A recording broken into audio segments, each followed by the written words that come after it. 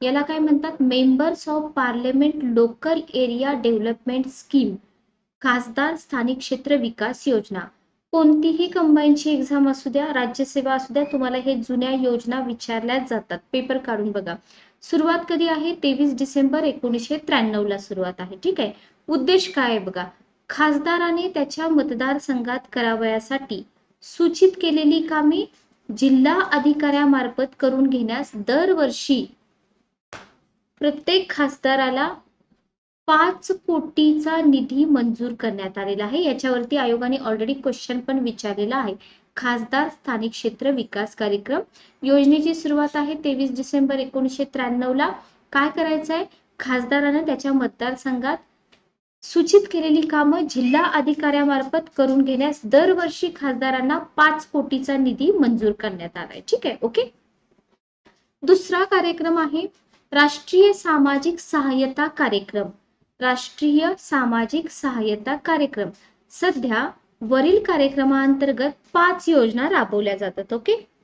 तर या 5 योजना तुम्हाला सेपरेटली पण विचारू शकतात. तर हा राष्ट्रीय सामाजिक सहाय्यता कार्यक्रम 15 ऑगस्ट 1995 ला चालू झाला. कशासाठी, ग्रामीण भागातील दारिद्र्य रेषेखालील लोकांना वित्तीय सहाय्यता करण्यासाठी. हे उद्दिष्ट किंवा वैशिष्ट्य आपल्याला माहित पाहिजे.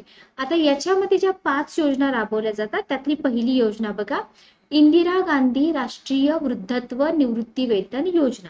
ठीक आहे. कधी चालू झाली, त्याच तारखेला 95 लाच. आता ही जी योजना आहे इंदिरा गांधी राष्ट्रीय वृद्धत्व निवृत्ती वेतन योजना, दारिद्र्य रेषेखालील 65 वर्ष वयावरील व्यक्तीस या योजनेअंतर्गत दरमहा ₹200 इतके निवृत्ती वेतन दिले जाते. ठीक आहे. 11 नोव्हेंबर 2007 पासून या योजनेला इंदिरा गांधी राष्ट्रीय वृद्धत्व निवृत्ती वेतन योजना या नावानं ओळखला जातं. ठीक आहे. आणि श्रावणबाळ सेवा राज्य निवृत्ती योजना. श्रावणबाळ योजना तुम्हाला याच्या आधी आयोगाने विचारली. याच्यामध्ये पात्र व्यक्तीस महाराष्ट्र शासनाकडून ₹400 निवृत्ती वेतन दिलं जातं. ठीक आहे. तर आपण आता 2 योजना बघितल्या. त्याच्यामध्ये आपण राष्ट्रीय सामाजिक सहाय्यता कार्यक्रमामधली पहिली योजना बघितली, इंदिरा गांधी राष्ट्रीय वृद्धत्व निवृत्ती वेतन योजना 1995. ओके. दुसरी योजना बघा, राष्ट्रीय कुटुंब लाभ योजना 95 ला चालू झाली. कुटुंब लाभ एका शब्दावरून आपण लक्षात ठेवायचा प्रयत्न करायचा.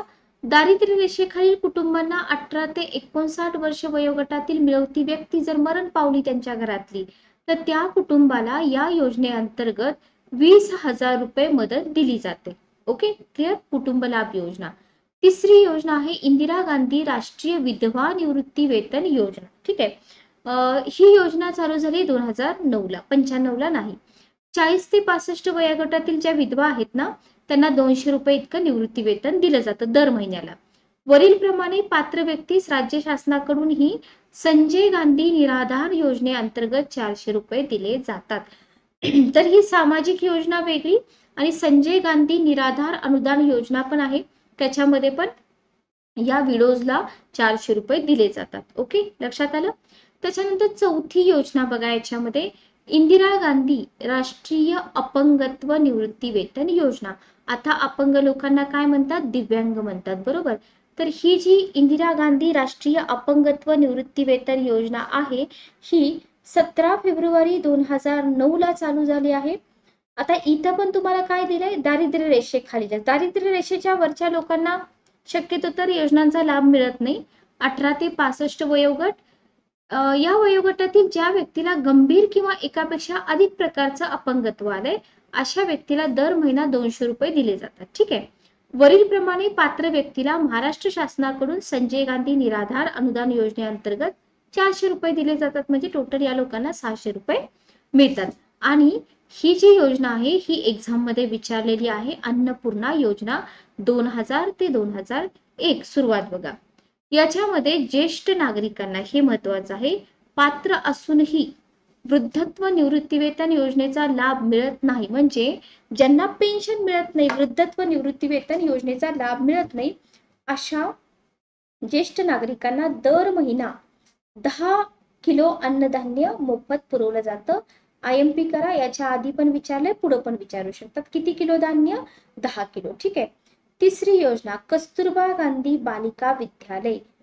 आता याच्यामधल्या 5 योजना संपल्या. कशामधल्या? राष्ट्रीय सामाजिक सहाय्यता कार्यक्रम 5 योजना संपल्या. आता आपली तिसरी योजना आहे कस्तुरबा गांधी बालिका विद्यालय. 15 ऑगस्ट 1997. कस्तुरबा गांधी बालिका विद्यालय ज्या जिल्ह्यामध्ये महिला साक्षरता प्रमाण कमी आहे अशा जिल्ह्यामध्ये काय करायचंय? बालिका विद्यालय स्थापन करायचे. Okay, clear? तर कधी कधी काय होतं माहिती का, योजनेच्या नावावरून तुम्हाला आयडिया नाही येत की ती योजना कशा संदर्भात असेल. तर ज्या जिल्ह्यामध्ये महिला साक्षरतेचं प्रमाण कमी आहे अशा जिल्ह्यामध्ये बालिका विद्यालय स्थापन करणे. ठीक आहे. चौथी योजना आहे समग्र आवास योजना 99-2000. निवारा, स्वच्छतागृह, पिण्याचं पाणी एकत्र पुरवण्याची हमी, समग्र आवास योजना. ओके. गतश्री विमा योजना 2000 ला चालू झाली. दारिद्र्य रेषेखालील लोकांना विमा सुरक्षा प्रदान करायची. अंत्योदय अन्न योजना 2000 ला चालू झाली. याला पण IMP करा. गरीबातील गरिबांना अतिशय कमी दरात अन्नधान्य वितरित करायचं. ठीक आहे. आश्रय विमा योजना 10 ऑक्टोबर 2001. ज्या कामगाराने त्याचा रोजगार गमावला आहे त्याला त्याने शेवटच्या वर्षी मिळवलेल्या एकूण वेतनाच्या सुमारे 30% रक्कम नुकसान भरपाई म्हणून देण्यात येतं. ओके. त्याच्यानंतर 8वी योजना आहे शिक्षा सहयोग योजना 2001-2002. दारिद्र्य रेषेखालील मुलांना शिक्षणासाठी सहाय्यता करणे. तर या छोट्या छोट्या योजना आहेत. त्याच्यामधली 6वी योजना इम्पॉर्टंट आहे, 8वी योजना पण इम्पॉर्टंट आहे. ठीक आहे. तर या योजना तुम्ही काय करा, व्यवस्थित लक्षात ठेवा. पुढची योजना आपण बघूया. याच्यावरती पण क्वेश्चन विचारलेला आहे, याला पण IMP करा. वाल्मिकी आंबेडकर आवास योजना. आता तुम्ही म्हणाल की मॅडम कुठं विचारलाय क्वेश्चन? तुम्ही फक्त प्रिलियमचे पेपर बघता, तुम्ही मेन्सचे पेपर बघत नाही. तर मेन्स मध्ये तुम्हाला या योजना विचारलेल्या आहेत. 2 डिसेंबर 2001. शहरी भागातील झोपडपट्टीत घरे बांधणे. आवास योजना याच्यावरनं अंदाज येऊ शकतो, पण शहरी भागामध्ये का ग्रामीण भागामध्ये हे तुम्हाला योजना व्यवस्थित वाचल्यावरच कळेल. राष्ट्रीय झोपडपट्टी विकास कार्यक्रम 96चा आहे, झोपडपट्ट्यांचा विकास घडवून आणणं. ठीक आहे. 11वी योजना आहे सामाजिक सुरक्षा प्रायोगिक योजना 23 जानेवारी 2004. डेट विचारल्या जातात. आता याला स्टार करा. काय इम्पॉर्टंट आहे? कारण नावावरनं समजत नाही की ही योजना कोणासाठी आहे. असंघटित क्षेत्रातील कामगार यांना जॉब सिक्युरिटी नसते, निवृत्ती वेतन, विमा व आरोग्य सुविधा पुरवणं. ओके. त्याच्यानंतर वंदे मातरम योजना, ही पण योजना विचारली, इव्हन UPSC ला पण विचारलेली आहे. 9 फेब्रुवारी 2004.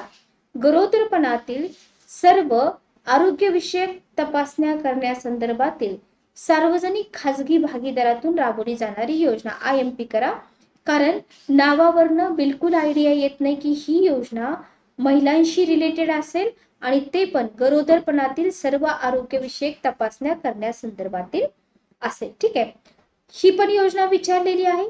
राष्ट्रीय कामासाठी अन्न कार्यक्रम कंबाईनला विचारलाय 14 नोव्हेंबर 2004. पूरक मजुरी रोजगार वाढवण्यासंदर्भातील महत्वपूर्ण कार्यक्रम आहे हा. पुढची योजना आपण बघूया. ही पण योजना विचारली जननी सुरक्षा योजना. आता रिसेंटच्या एक्झाम मध्ये विचारली. 12 एप्रिल 2005 ची सुरुवात आहे. गरीब गरोदर महिलांना प्रसूतीगृहे आणि तत्सम सुविधापूर्ण संस्थांमधून प्रसूतीसाठी प्रोत्साहन देणं. ठीक आहे. जेणेकरून माता बालक विकास होणारा अपाय टाळावा हा या योजनेचा उद्देश आहे. ओके. जवाहरलाल नेहरू राष्ट्रीय शहरी पुनरुत्थान अभियान 3 डिसेंबर 2005. राष्ट्रीय शहरी म्हणतायत. ठीक आहे. पायाभूत सोयी सुविधा, गृहनिर्माण, क्षमता विकास यांच्यासाठी शहरांना वित्तीय सहाय्यता पुरवणं. कृषी श्रमिक सामाजिक सुरक्षा योजना 1 जुलै 2001. शेतमजुरांना सामाजिक सुरक्षा प्रदान करणं. 18 ते 50 वर्ष वयोगटातील व्यक्ती या योजनेचा लाभ घेऊ शकतात. Okay, clear? त्याच्यानंतर याला पण स्टार करा. मेन्सला विचारले सर्व शिक्षा अभियान 2001. आपल्याला नाव तर माहित असतं, पण आपल्याला हे नसतं माहिती की ही योजना 2001 ला सुरू झाली. या अभियाना अंतर्गत 6 ते 14 वर्ष वयोगटातील सर्व बालकांना उपयुक्त आणि काळानुरूप मोफत शिक्षण प्रदान करण्याचं उद्दिष्ट. एज ग्रुप फक्त लक्षात ठेवा की सर्व शिक्षा अभियान 2001 ला सुरू झालेला आहे आणि वयोगट जो आहे तो 6 ते 14 वयोगट आहे. ठीक आहे, ओके, क्लिअर. चला, पुढची योजना आहे महिला समाख्या योजना. 1989 ला स्टार्ट झाली. कशासाठी आहे? नावावरनं तर काहीच कळत नाही. ग्रामीण भागातील विशेषतः सामाजिक व आर्थिक दृष्ट्या सीमांत गटातील महिलांना शिक्षण देणं, त्यांचं सक्षमीकरण करणं या राष्ट्रीय शिक्षण धोरणामध्ये नमूद केलेल्या उद्दिष्टाची पूर्तता करण्यासाठी सुरचित कार्यक्रम आहे. ओके, महिला समाख्या योजना कशासाठी? ग्रामीण भागातील सामाजिक आणि आर्थिक दृष्ट्या सीमांत गटातील महिलांना शिक्षण द्यायचं आणि त्यांना सक्षम बनवायचं. ठीक आहे, ओके. हे कुठं दिलेलं आहे? राष्ट्रीय शिक्षण धोरणामध्ये दिलंय. त्या उद्दिष्टाची पूर्तता करण्यासाठी हा महिला समाख्या योजना कार्यक्रम. ठीक आहे. साक्षर भारत अभियान 1988च्या राष्ट्रीय साक्षरता अभियानाचं नवीन स्वरूप म्हणजे साक्षर भारत अभियान 9 सप्टेंबर 2009. व्हेरी व्हेरी इम्पॉर्टंट, याला IMP करा. 88च्या राष्ट्रीय साक्षरता अभियानाचं नवीन रूप म्हणजे साक्षर भारत अभियान. 15 वर्ष व अधिक वयोगटातील सर्व प्रौढ निरक्षर, बघा पाठीमागचं काय दिलंय आपल्याला? सर्व शिक्षा अभियान 6 ते 14 गट आणि साक्षर भारत अभियान प्रौढ निरक्षर साक्षर नागरिकांना साक्षर करणं. ठीक आहे. महत्वपूर्ण कार्यक्रमाचा मुख्य भर, आता इथं सगळ्या नागरिकांना म्हणतात पण मेन जो भर आहे तो महिला साक्षर करण्यावरती आहे. लक्षात ठेवा. ओके, तर मुख्य टार्गेट यांचं काय आहे की बाबा महिलांना साक्षर करायचंय. ओके, त्याच्यानंतर आहे स्वाभिमान योजना. काय नाव आहे योजनेचं? स्वाभिमान योजना. एप्रिल 2011 मध्ये सुरू झाली. याच्यामध्ये तुम्हाला मार्च 2012 पर्यंत 73,000 खेड्यांमध्ये 5 कोटी बँक खाती उघडायची. सेम तुम्ही म्हणू शकता जनधन योजनेसारखी, बरोबर. वित्तीय समावेशनाचा एक घटक म्हणून ही योजना महत्वपूर्ण आहे. Okay, clear. तर जनधन योजनेसारखीच पण ही स्वाभिमान योजना आहे. Okay, clear. खेड्यांमध्ये म्हटलंय पण इथं. संपूर्ण स्वच्छता मोहीम 1999. आता इथं जरी नाव संपूर्ण स्वच्छता मोहीम असलं तरी ग्रामीण भागातील नागरिकांचे सामान्य जीवनमान सुधारणं आणि स्वच्छता व्यवस्था सुधारणं हा आहे याचा उद्देश. स्पेशली कुठल्या? ग्रामीण भागातील. ओके, त्याच्यानंतर आहे आम आदमी विमा योजना AABY. असे तुम्हाला शॉर्ट फॉर्म सुद्धा जोड्या विचारले जातात. 2007 ची योजना आहे ही, 2 ऑक्टोबर 2007. याच्यामध्ये ग्रामीण भागातील जे भूमिहीन कुटुंब आहेत, 18 ते 59 वर्ष वयोगटातील रोजगार करणाऱ्या कुटुंबास वा कुटुंबातील मिळवत्या व्यक्तीस विमा संरक्षण पुरवलं जातं. ठीक आहे. तर ही योजना ग्रामीण भागातील भूमिहीन कुटुंबासाठी आहे. लक्षात ठेवा, आम आदमी विमा योजना. Okay, clear.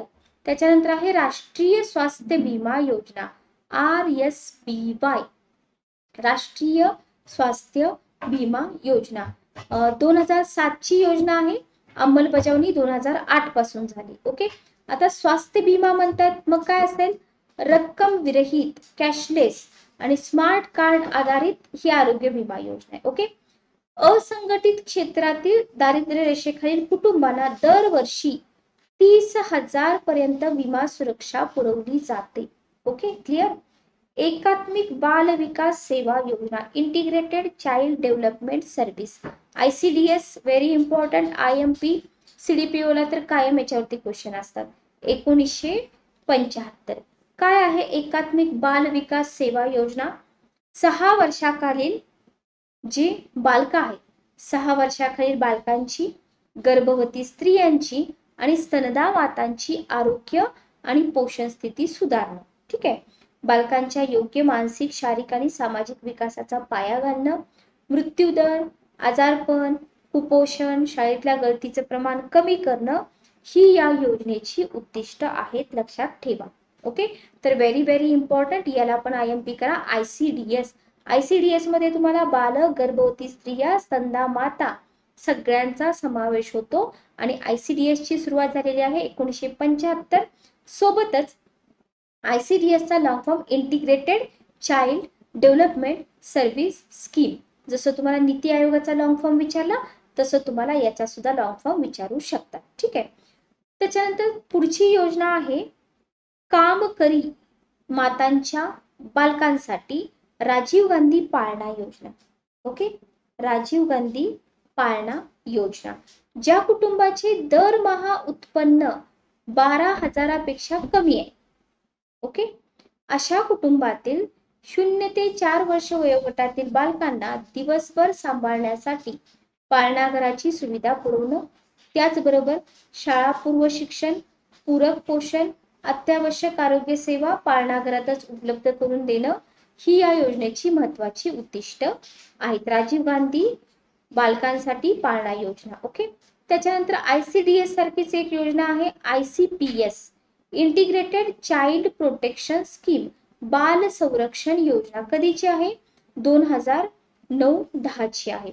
आता या योजनेमध्ये काय आहे बघा, कठीण परिस्थितीत सापडलेली जी मुलं असतात तर त्यांचं जीवनमान सुधारायचं, बरोबर, त्यांना जर काही वाईट वागणूक लागली असेल तर ती सुधारायची. ठीक आहे. आई वडिलांची मुलांचा त्याग केलाय, ज्या आई वडिलांनी विभक्त झालेत अशी मुलं अशा परिस्थितीला बळी पडू शकतात, तर त्याची शक्यता कमी करायची. त्याला म्हटलंय ICPS. ICDS आणि ICPS. ICDS ची सुरुवात 75 ची आणि ICPS ची सुरुवात 2009-10 ची आहे. Okay, clear. चला, पुढची योजना आहे सबला योजना. तर तुम्हाला देताना सबलाच देतात बरं का, म्हणजे Rajiv Gandhi scheme of empowerment of adolescent girl, म्हणजे राजीव गांधी किशोरवयीन मुलींचे सक्षमीकरण योजना. 2010 ची योजना आहे. सर्व 11 ते 18 वयोगट, हा वयोगट तुमच्यासाठी इम्पॉर्टंट आहे.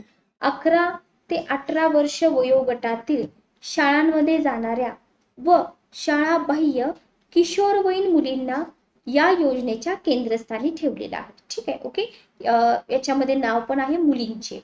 या योजनेमध्ये किशोरवयीन मुलींचा सर्वांगीण विकास साधण्यासाठी आवश्यक त्या सर्व सोयी सुविधा पुरवण्याची तरतूद पण करण्यात आली. तर कधीची आहे ही योजना? 2010 ची आहे. एज ग्रुप कोणता आहे बघा, लक्षात ठेवा, 11 ते 18 वर्ष. Okay, clear. आणि 30 नंबरची योजना आहे इंदिरा गांधी मातृत्व सहयोग योजना. याच्यावरती पण ऑलरेडी क्वेश्चन विचारलाय. IGMSY शॉर्ट फॉर्म लक्षात ठेवा. 2010-11 ची योजना आहे. देशातील 52 जिल्ह्यामध्ये प्रायोगिक तत्वावर लागू सशर्त रोकड हस्तांतरण योजना आहे. या योजनेअंतर्गत 19 वर्ष व अधिक वयोगटातील गर्भवती महिलांना त्यांच्या पहिल्या 2 जीवित अपत्य जन्माच्या वेळी 3 हप्त्यांमध्ये 4,000 रुपये रक्कम रोख दिली जाते, प्रोत्साहनपर. ठीक आहे. 3 हप्त्यामध्ये 3 इन्स्टॉलमेंट मध्ये 4,000 रुपये रक्कम. Okay, clear. तर ही झाली इंदिरा गांधी मातृत्व सहयोग योजना. काही योजनांची नावं जवळजवळ सिमिलर दिसतात, त्याच्यामुळे तुम्ही कन्फ्युज पण होऊ शकता. तर याच्यावरती एकच उपाय आहे, मल्टिपल टाइम रिव्हिजन करणं.